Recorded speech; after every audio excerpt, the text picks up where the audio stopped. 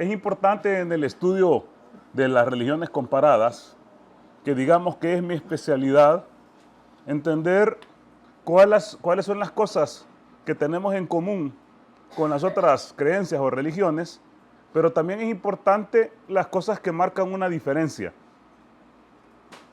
Porque no se puede estar hablando solo de las cosas que son iguales o que coincidimos, sino que también es importante remarcar y puntualizar las cosas que nos dividen, las cosas que nos separan. Porque si no subrayamos esto, entonces ¿cómo vamos a poder tener una idea de qué es lo que nos lleva realmente hacia el Creador? Tenemos que diferenciar el camino correcto del incorrecto. Y una forma de hacerlo, aunque a veces moleste, es remarcar lo que nos diferencia. Hablábamos en la charla pasada que la unicidad de Dios, por lo menos en las religiones abrahámicas, que son las religiones mayoritarias en el occidente, pero cuando uno habla de la unicidad de Dios per se, en general la gente está de acuerdo con eso. En general, tanto musulmanes, judíos y cristianos dicen que Dios, el Creador, Alá, Yahvé, es uno.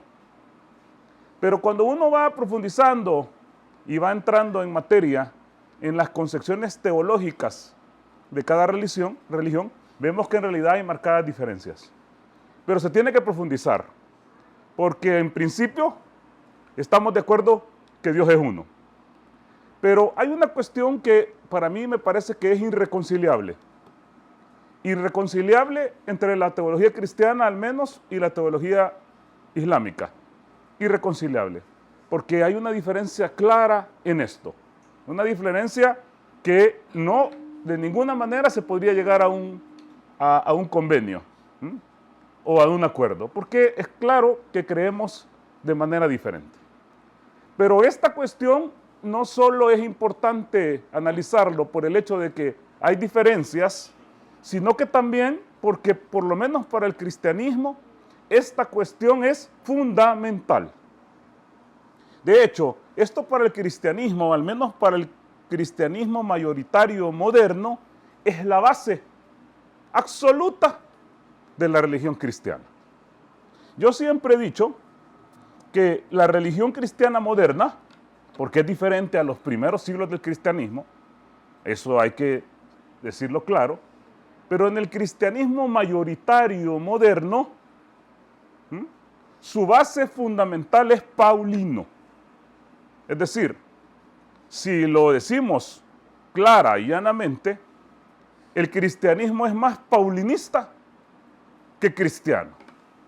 Es decir, si podemos nosotros tratar de llegar, porque no existen evidentemente documentos originales en el idioma original de Jesús, pero tratar de llegar hacia las palabras de Jesús, en lo que está disponible, en lo limitado que está disponible, y llegamos a las palabras de Pablo, también en lo que está disponible, vamos a encontrar que hay en momentos contradicciones grandes entre los dos. Y tenemos que decir que el cristianismo, cuando encuentra estas bifurcaciones, se inclina más al lado paulino y deja afuera las perspectivas que son directamente hacia las palabras de Jesús o a otros libros dentro del Nuevo Testamento que no son paulinos. Por ejemplo, las cartas de Pablo, tanto las cartas que son auténticas de Pablo, porque ahora en la crítica textual se dividen las cartas auténticas de Pablo y las cartas pseudoepigráficas de Pablo, que aunque tienen de alguna manera una incidencia paulina, porque son discípulos de Pablo las que las escribieron, se sabe y se entiende de que no fueron escritas o que la autoría no es de Pablo. Pero tanto en las cartas auténticas de Pablo y las cartas pseudoepigráficas de Pablo son las que más se citan en las iglesias y en los cultos cristianos. Y hay otros documentos dentro de los 27 libros del Nuevo Testamento que no son tan paulinos que la gente ni siquiera los conoce y ni siquiera los lee y mucho menos son citados en escuelas, en misas, en cultos y en el estudio de lo que es el Nuevo Testamento. Pero si nos vamos a un verso fundamental de las cartas auténticas de Pablo, por ejemplo, la carta a los Corintios, la primera carta a los Corintios, capítulo 15, versículo 14, Pablo dice claramente, si Cristo no resucitó, entonces nuestra predicación es vana y también es nuestra fe vana. Es decir, para Pablo, si Cristo no resucitó, es decir, si murió y no resucitó, o si no murió y por lo tanto no resucitó, es vana la fe paulina. Es decir, no sirve para nada. Pablo dice, si Cristo no resucitó, vana es nuestra fe. Esto quiere decir que la teología paulina se construye desde la base de la resurrección de Jesús. De la muerte y resurrección de Jesús. Todo el cristianismo se basa en esto. Al menos el cristianismo moderno. Entonces Pablo dice, si no pasó esto, si esto no pasó, y si Cristo no resucitó, y si Cristo no murió, yo estoy hablando paja. Y vano es lo que yo estoy diciendo. Entonces, cuando nosotros nos vamos al Corán, al Sagrado Corán, en la Sura 4, versículo 157, Alá dice en el Corán, pero a Jesús no lo mataron. Pero a Jesús no lo mataron ni le crucificaron. Pero, aunque así creyeron muchos, no lo mataron ni le crucificaron. Y miren que aquí hay dos verbos importantes. No lo mataron y no lo crucificaron. Dos cosas. No lo mataron y no lo crucificaron. No murió de alguna forma. Los que discrepan sobre esto tienen en realidad dudas. No tienen conocimiento certero y siguen suposiciones. Pero en verdad no lo mataron. Otra vez, Dios lo ascendió hacia sí. Alá es el poderoso, el sabio. Ok, ¿qué está diciendo la Sura 4, versículo 157? Que la prédica de Pablo es vana. ¿Ah? Y que vana es también su fe. Claramente. Porque Pablo dice, Jesús murió y resucitó. El Corán dice, Jesús no murió ni tampoco resucitó. Y tampoco fue crucificado en la cruz. Bueno, solo se puede crucificar en la cruz. Y tampoco fue crucificado. El Corán está siendo claro en esto. Entonces, uno de los dos libros se equivoca. No puede ser que empecemos aquí con religiones por la paz y tratemos de buscar, como le gusta a alguien que conozco, un arreglo y no sé. No, aquí hay una diferencia. Es evidente que los musulmanes tenemos que aprender a tolerar que otro crea diferente y también porque aquí la tolerancia es importante. Si otro cree diferente a mí, pues bienvenido. Yo te respeto como persona, no tengo por qué respetar su opinión, pero lo respeto como persona y no lo voy a matar o maltratar o odiar porque cree diferente. Tengo que ser lo suficientemente maduro para aceptar. Es más, a esta persona desde nuestra perspectiva, lo que deberíamos de sentir es pena por él. Porque desde nuestra perspectiva particular está en un error, está desviado. Y deberíamos tratar con toda la buena forma del mundo, con las buenas palabras y no cometiendo suicidio intelectual, y es decir, hablar con cosas claras para ver si entiende. Yo tengo algunas charlas en mi canal de YouTube y también en el Facebook que hablo de la crucifixión de Cristo en dos capítulos, 1 y 2, haciendo todo un análisis histórico de esto y de los primeros, del cristianismo primitivo y de las primeras corrientes que creían un montón de cosas diferentes. No me voy a explayar en esto. Lo que quiero decir, y es claro, es que el cristianismo paulino dice que Jesús fue crucificado y muerto, y el Islam dice claramente a través del Corán que Jesús no fue ni crucificado ni muerto. Hay gente que me dice, mire, usted mucho habla de Jesús. ¿Ah? Usted es musulmán. Incluso me lo dicen musulmanes. Usted mucho habla de Jesús y de la crucifixión. Usted habla del Islam, no está hablando de qué le importa si nosotros creemos que Jesús es crucificado. Entonces yo digo, tal vez tienen razón. Entonces empiezo a hablar de otras cosas, de la sinceridad y de la paciencia, que también son cosas importantes, y de la tolerancia, y de cómo ayudar al hermano necesitado. Y entonces, pero todas las preguntas, otra vez, ¿y qué pasó con Jesús? ¿Y la crucifixión de Jesús? Pues, ¿y entonces usted cómo vamos a ser salvos? Entonces, ¿de cuándo en vez tengo que regresar a tocar ese tema? Porque la mayoría de gente, es lógico, en nuestro entorno, está interesado por este tema. Hay que entender una cosa, y es que hay varias fuentes dentro del Nuevo Testamento, pero hay dos fuentes importantes si nosotros podemos hacer una división dentro de los textos del Nuevo Testamento. Porque es cierto que los llamados evangelios canónicos que se encuentran en el Nuevo Testamento, es decir, Marcos, Mateo, Lucas y Juan, estos 4 evangelios dependen de varias fuentes mixtas. A veces de la fuente Q, que se llama, que tiene los dichos y hechos de Jesús, y de opiniones de todo tipo, hasta que el libro de Mateo tiene opiniones judaicas, cristiano-judías o judeocristianas, y también tiene opiniones griegas y fuentes griegas, totalmente gentiles y paganas, y ha hecho una mezcolanza porque el autor lo que hizo fue agarrar fuentes de todos lados para construir el Evangelio de Mateo. Así que a veces los evangelios tienen fuentes de un lado y tienen fuentes del otro. Pero podemos identificar dos fuentes básicas dentro del Nuevo Testamento. Las fuentes de los hermanos de Jesús. Los hermanos de Jesús, como se dice textualmente en la traducción en español, en castellano, en inglés, los hermanos de Jesús y las fuentes paulinas de Pablo y los discípulos de Pablo. Digamos que estas dos fuentes dentro del Nuevo Testamento se pueden identificar fácilmente. Entonces alguien me puede decir a mí, ¿entonces Jesús tuvo hermanos o no tuvo hermanos? Hay un gran debate, una gran discusión dentro del cristianismo protestante y el cristianismo católico, que son también paulinos, y también pongamos ahí el cristianismo ortodoxo, y hay una pelea de quiénes son estos hermanos de Jesús que aparecen en la Biblia. Es decir, primero, ¿tuvo hermanos o no tuvo hermanos? Segundo, ¿son hijos de María o no son hijos de María?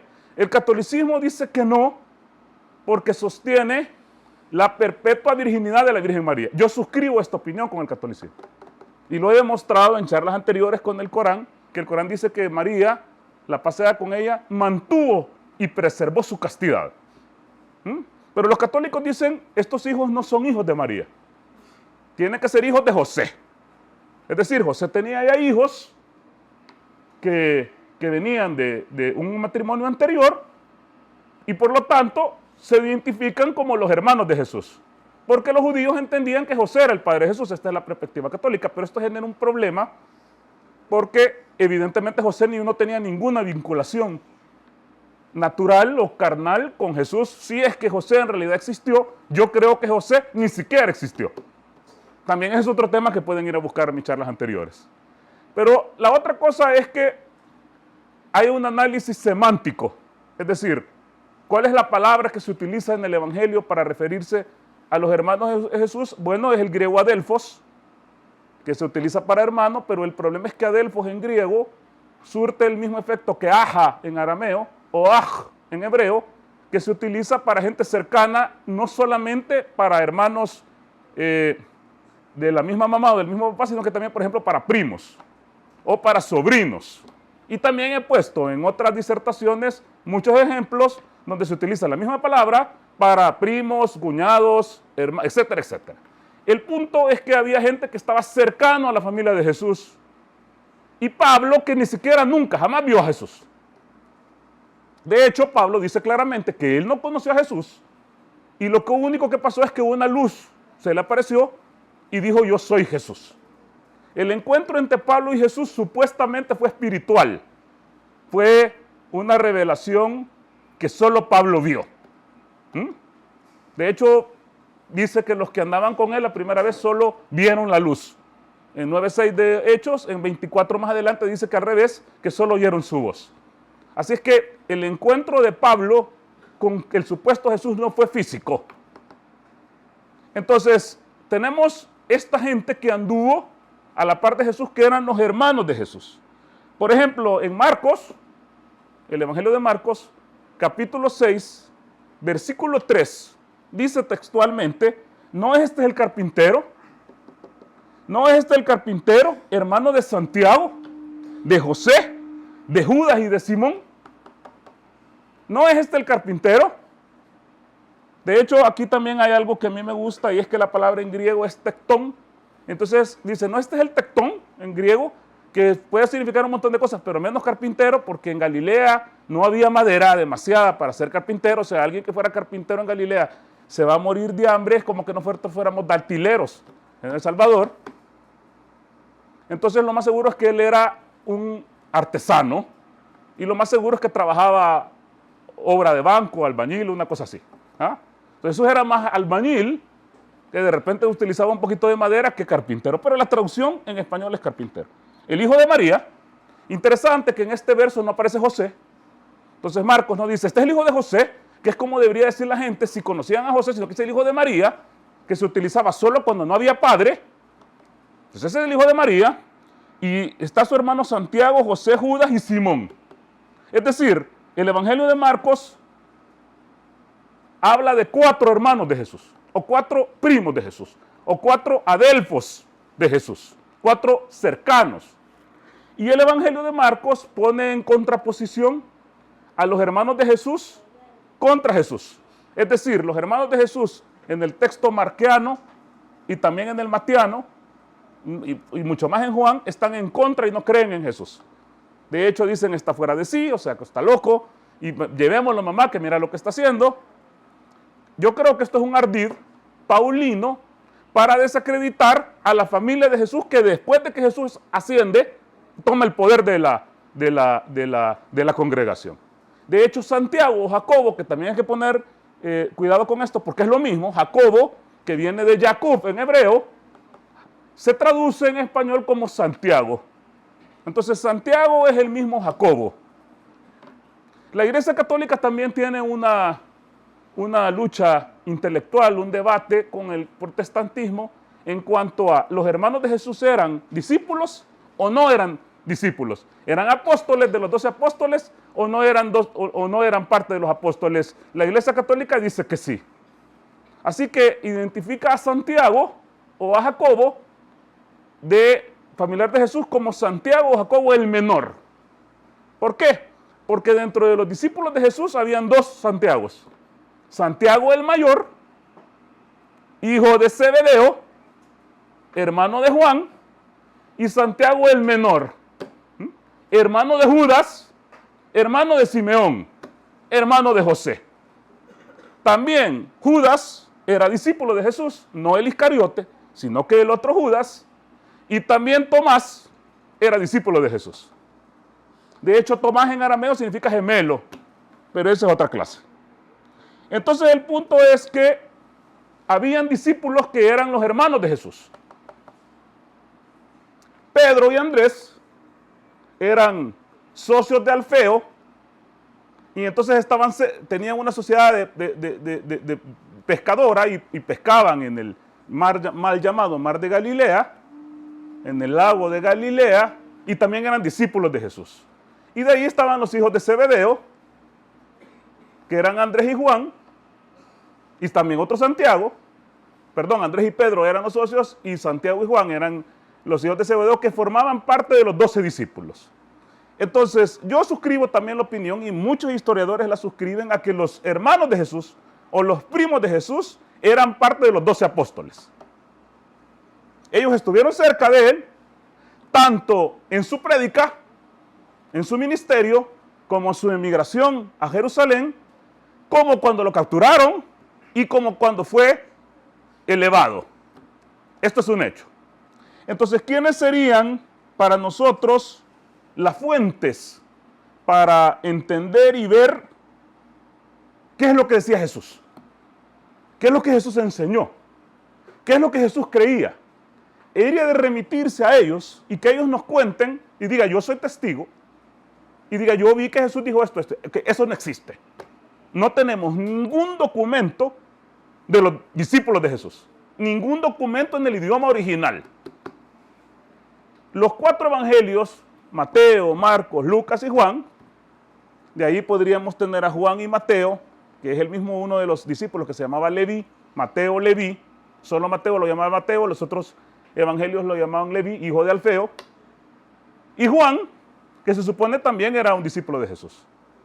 Pero resulta que estos dos eran analfabetos.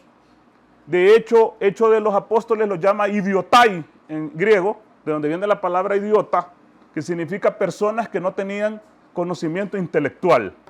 Eran incapaces de escribir, peor en griego koiné.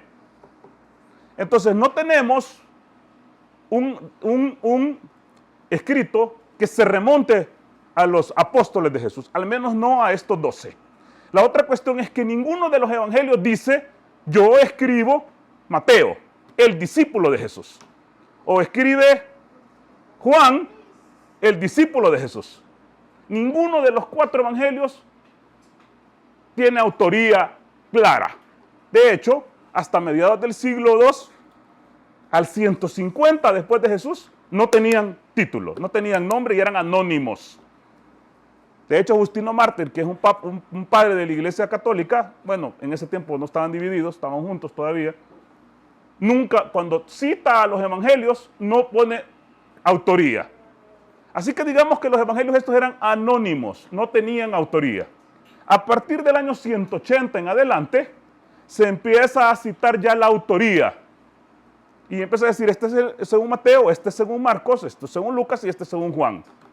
Y la tradición apostólica católica lo trata de conectarlos con los apóstoles, pero esto genera más problemas que soluciones, ya que, como les digo, es imposible que los apóstoles hayan escrito en griego cuando su idioma era el arameo, y aunque hayan chapuceado el griego, porque lo aprendieron, digamos, en una emigración, hubiese difícil que hicieran esos documentos, que son documentos en griego clásico y en griego entendible. Así que lo más seguro es que está perdido la cadena de comunicación entre los discípulos y nuestro tiempo. Al menos de estos 4 evangelios que estamos hablando. Uno de estos evangelios dice, Simón, a quien también llaman Pedro, Andrés, su hermano, Santiago y Juan, está citando los nombres de los apóstoles, Felipe y Bartolomé, Mateo y Tomás, Santiago, hijo de Alfeo, Simón, al que llamaban Celote, Judas, hermano de Santiago, y Judas Iscariote. Entonces, dentro de la lista que Juan cita, está hablando de Santiago y está hablando de Judas, que son los 2 individuos que a mí me interesan hablar este día. También en Juan capítulo 2, versículo 12 dice, después de esto se fue a Cafarnaúm, acompañado de su madre, sus hermanos y sus discípulos. Es decir, todos los evangelios hablan de que de alguna manera los familiares de Jesús andaban cerca de Jesús. Y esto explicaría posteriormente que los hermanos de Jesús, o los adelfos de Jesús, o los primos de Jesús, o los familiares de Jesús tomaran el control de la congregación cuando Jesús fue elevado. Pablo, ya en sus cartas, reconoce que existen los familiares de Jesús. Por ejemplo, en 1 Corintios, Pablo dice, contra los que me acusan a mí, esta es mi defensa. Contra los que me acusan a mí, esta es mi defensa. ¿Acaso no tenemos derecho de comer y beber? ¿Acaso no tenemos derecho de traer con nosotros a un hermano a una hermana por mujer? Como también los otros apóstoles y los hermanos del Señor y Pedro. Pablo tenía una característica importante cada vez que se refería a los apóstoles. Los dividía entre los hermanos del Señor, Pedro, o Cefas le decía a él, que es lo mismo, y los otros apóstoles. Para Pablo había una importancia entre los hermanos del Señor, le decía a él textualmente, o los familiares del Señor, que es hablando de Jesús, y Pedro. Los demás eran secundarios. Entonces, en Gálatas, capítulo 1, versículo 19, dice Pablo, yo no vi a ningún otro de los apóstoles. Yo no vi a ningún otro de los apóstoles, excepto a Jacobo, el hermano del Señor. Entonces Pablo a Jacobo o a Santiago lo identificaba como el hermano del Señor. Entonces nosotros tenemos 2 de los apóstoles que eran familiares de Jesús y que escribieron, se supone, 2 cartas que están en el Nuevo Testamento, que casi no se leen en los templos, en las iglesias, ni tampoco se leen en las misas. ¿Por qué? ¿Por qué no se leen estas cartas? Si estas cartas, la tradición cristiana las atribuye a Santiago o a Jacobo y a Judas, los hermanos del Señor. Cuando uno va y agarra estas 2 cartas que están en el Nuevo Testamento, de hecho la carta de Judas, no tengo una Biblia por ahí, pero la carta de Judas es solamente una página, o sea que ustedes se la pueden ir a leer hoy en la noche, de hecho se los voy a dejar de deber, de examen, y van y agarran la Biblia y se van a la epístola de Judas. Algunas dicen epístola de San Judas. Y se van a leer la página 1, que es básicamente toda la epístola de Judas. En el capítulo 1, versículo 1, Judas dice, Judas. O sea, él se identifica inmediatamente como Judas. A diferencia de los evangelios, que no tienen un autor claro, Judas se identifica como Judas. Y dice, Judas, siervo de Jesús y hermano de Santiago. ¿Ah? Entonces Judas está diciendo aquí 2 cosas. Él se identifica con Jesús como un siervo, ayudante, sirviente de Jesús, y con Santiago su hermano. Entonces todo el mundo sabe y todo el mundo entiende que esta carta se atribuye a Judas, el familiar de Jesús. Y dice, a los llamados que son amados de Dios el Padre. A los llamados, que es como le llamaba el judaísmo del siglo I a Dios, Abba, Abana, nuestro Padre. No de manera literal, sino que de manera espiritual. Los judíos tenían esta costumbre, los arameos del siglo I. Y dicen, y guardados por Jesús. 2 cosas importantes, el Padre aparte de Jesús. Y dice, reciban misericordia, paz y amor en abundancia. Hay una cosa que es increíble en esto, y es que Judas no menciona 3 cosas. No menciona la crucifixión. Nunca. En su libro completo no menciona la crucifixión de Jesús. La otra cosa que no menciona es la resurrección. No le menciona ni una sola vez, en ninguna sola palabra. Y la tercera cosa que no menciona es la salvación o la justificación por gracia. Entonces esto tal vez puede ser insignificante para cualquier lector que ve la Biblia como un solo libro, pero la verdad que la Biblia es un libro con varios libros. De hecho, su etimología es biblos, el libro de libros. La carta de Judas es una epístola aparte. ¿Por qué no menciona las 3 cosas fundamentales del cristianismo? ¿Por qué en su disertación hacia los amados no recuerda que Jesús murió por nuestros pecados? ¿Por qué no recuerda que la sangre de Jesús lava los pecados? Pablo lo hace cada 4 líneas. O sea, está hablando que le traigan, se le olvidó de qué, porque la gracia de Jesús que murió en la cruz. O sea, ¿por qué? Porque es el fundamento de la fe cristiana. ¿Por qué Judas no lo menciona? Era familiar de Jesús, cercano a Jesús, anduvo como discípulo, se identifica como el autor de la carta, pero no menciona estas cosas. ¿Por qué? Eso es como que yo escribiera algo del Islam y no menciono nunca a Muhammad, la pasa con él, o no menciono la unicidad, la ilaha illallah. ¿Por qué? Si eso es nuestra base de nuestra fe. ¿Cómo voy a escribir un documento religioso dirigido a los mismos musulmanes y no les voy a recordar que Dios es uno? Entonces Judas ignora la muerte de Jesús, ignora la crucifixión, ignora la resurrección. De hecho, lo que dice en la carta es: tenga cuidado con estos innovadores que se han metido y están enseñando cosas que no son. Recuerden que a pesar de que Dios sacó a nuestros hermanos de Egipto, después los castigó en el desierto. Recuerden que los de Sodoma y Gomorra, por cometer los pecados, fueron destruidos.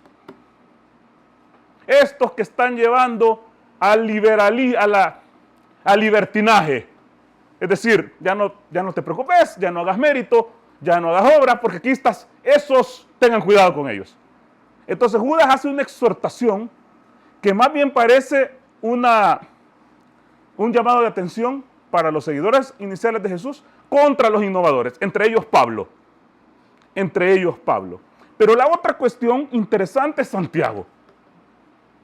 Santiago Jacobo también tiene su carta en el Nuevo Testamento. Estos dos hermanos de Jesús, o familiares de Jesús, o primos de Jesús, para nosotros es irrelevante como le llamaban, para mis hermanos, la cuestión es que familiares de Jesús, pueden ir a ver también mi charla hablando de la familia de Jesús, que la tengo también en YouTube. En estas epístolas se identifican como quienes se identifican, como quienes son.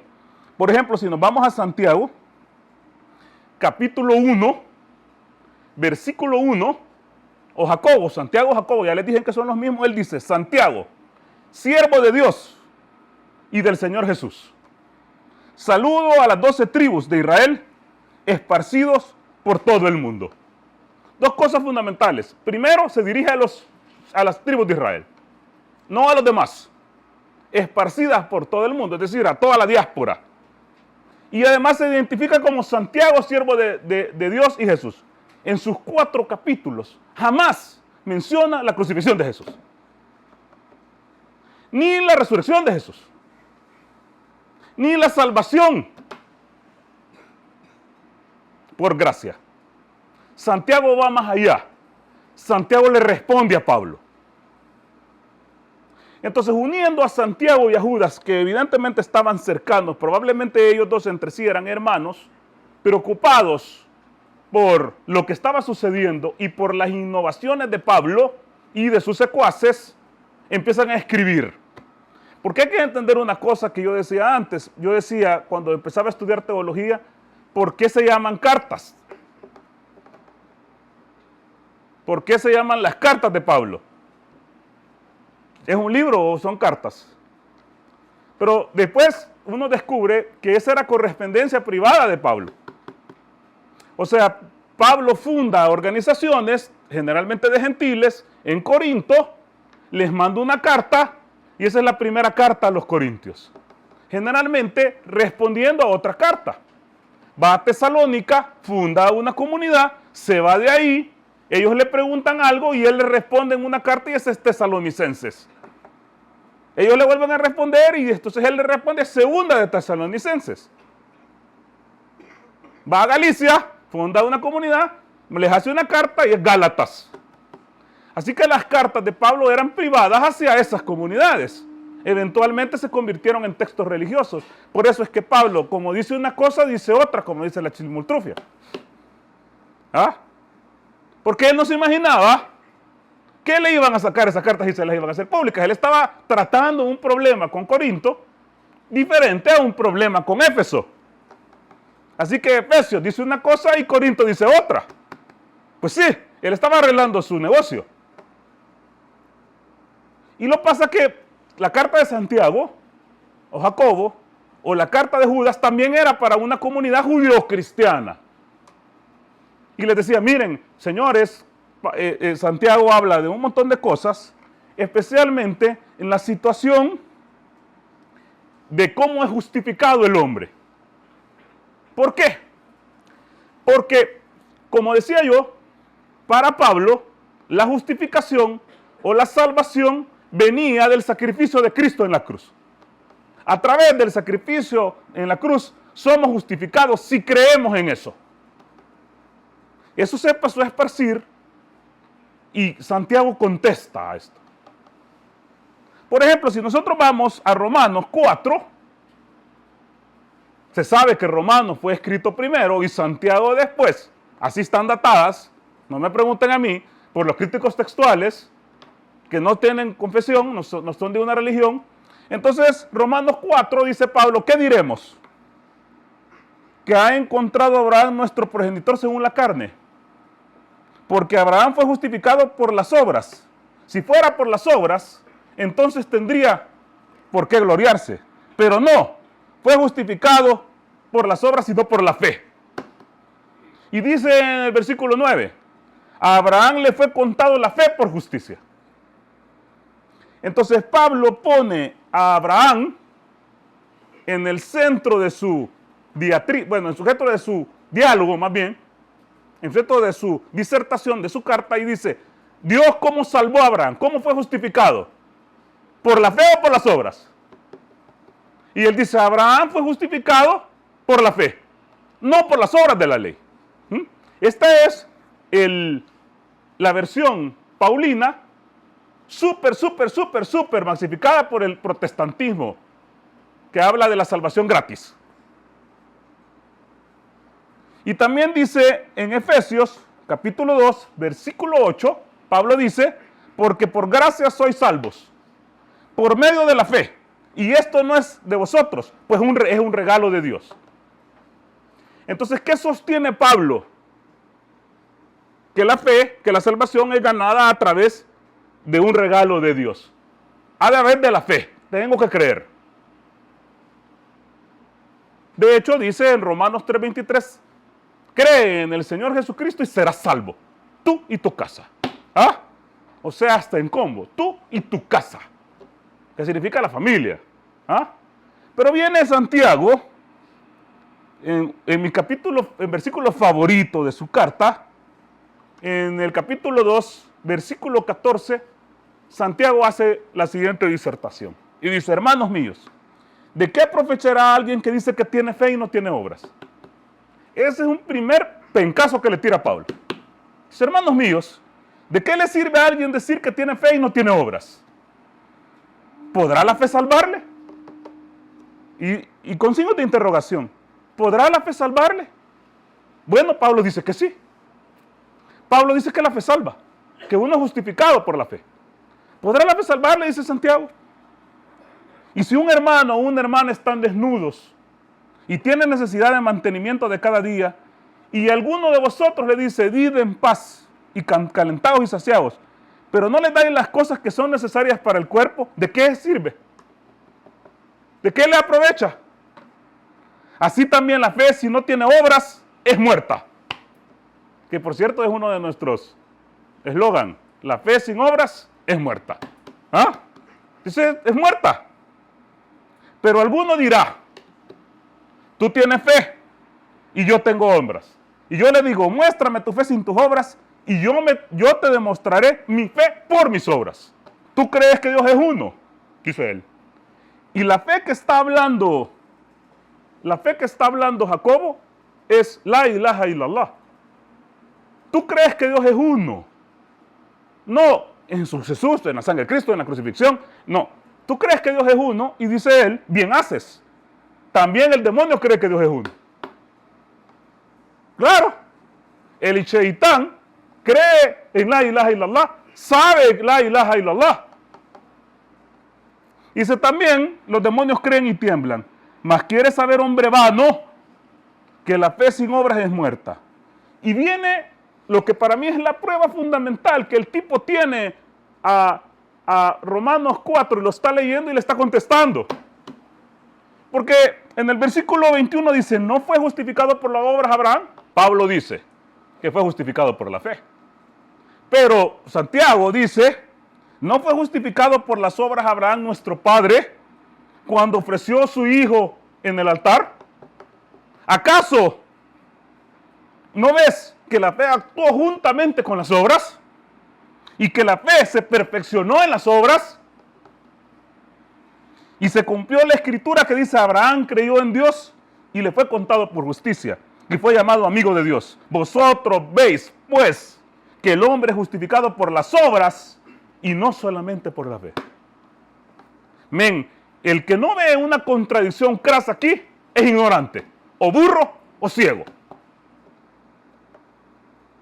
De hecho, Martín Lutero, el padre del protestantismo, decía que en Santiago no había sido escrito por Santiago y que ese era un libro del diablo. No lo quería en el canon de la Biblia. Por supuesto, la cuestión paulina era clara. La otra cosa que se puede comprobar es que Pablo se peleó con los familiares de Jesús. Esta mandamás que era Santiago le daba dolor de cabeza a Pablo. Y se ve claramente en la Biblia, tanto en las cartas de él como lo que pasa en Hechos de los Apóstoles, que se dieron duro. Por ejemplo, si nosotros vamos a Gálatas 1:11, que es una carta de Pablo, dice, Mas os hago saber, hermanos, que el evangelio anunciado por mí, está diciendo Pablo, que el evangelio anunciado por mí no es según el hombre. Pues yo lo recibí directamente de Jesús. No lo aprendí de hombre alguno. Entonces, ¿qué está diciendo Pablo? Él no le dijeron los apóstoles y le contaron cómo era la onda, sino que él recibió todo directamente de Jesús, a través de una luz. En Gálatas 2, 11, 13, Pablo habla de Pedro. Es importante que uno lea esto para que se dé cuenta cuál era el deschongue. O el, ¿cómo es que dicen los argentinos? El quilombo.